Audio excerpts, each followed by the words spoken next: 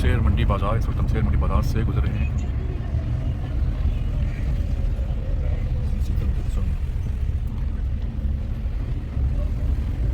चीज़ें ख़रीदनी हो जो यहाँ से नहीं मिलती, फिर उन्हें शहर जाना पड़ता है, जिसके लिए नज़दीकी शहर या बड़ा जो बाज़ार है वो सैनसा होगा या फिर अच्छा।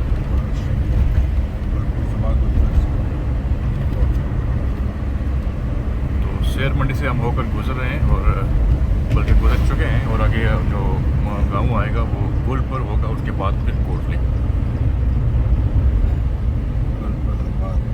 शेर मंडी के बाद जो अगला गांव है वो होगा वो हमारा वो गुलपुर होगा। हम गुलपुर से गुजरेंगे, जहाँ पर आप डैम भी आपको दिखाएंगे, जो वहाँ पर जो डैम बनाया गया है कोरियन कंपनी के ताबन से, गुलपुर डैम उसको कहा जाता है। उसके बाद बड़ाली आएगा, फिर दर शरीफ वगार, और उसके बाद कोटली शहर में हम दाखिल हो जाएंगे।